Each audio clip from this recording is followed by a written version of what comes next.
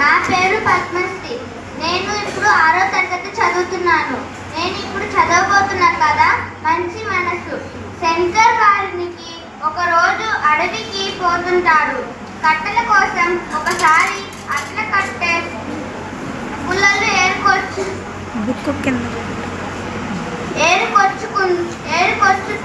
ఏరుకొచ్చేందుకు అడవికి వెళ్ళాడు. దారిలో ఒక ముసలివాడు ఎదురయ్యాడు.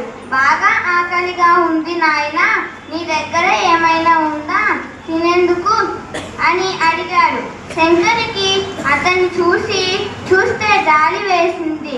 కానీ అతనికి ఇచ్చేందుకు శంకర్ దగ్గర ఏమీ లేదు.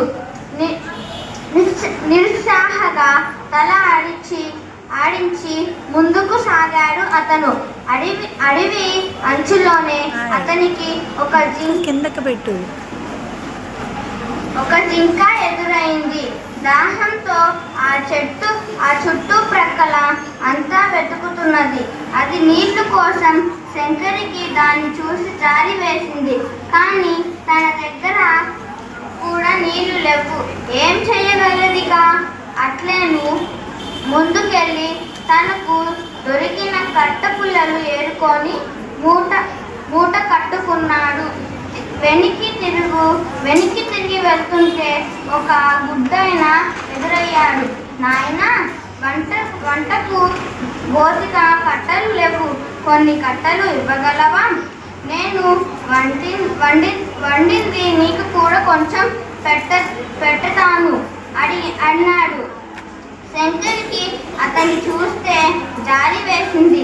సరే, ఇవి నువ్వు తీసుకో, నేను మరిన్ని ఏరుకొచ్చుకుంటాను అని తన ఏరిక కట్టలు అతనికి ఇచ్చేసి ఆ చుట్టుప్రక్కల దొరికిన కట్టెలను తన కోసం జమ చేసుకున్నాడు. ఆలోన వంట పూర్తయింది. గుడ్డాయన తనకు ఇచ్చిన అన్నం మూట కట్టుకొని కొన్ని నీళ్లు కూడా తీసుకొని వెనక్కి తిరిగాడు శంకర్.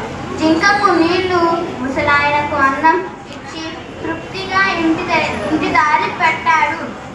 అంతలోనే దేవుడు ప్రత్యక్షమయ్యాడు.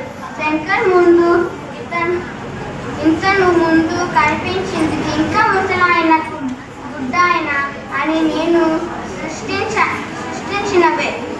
నువ్వు చాలా మంచి పని చేశావు, నీ సాయం వృధా పోదు అని అభినందించిన మాయం అయ్యాడు. ధన్యవాదములు.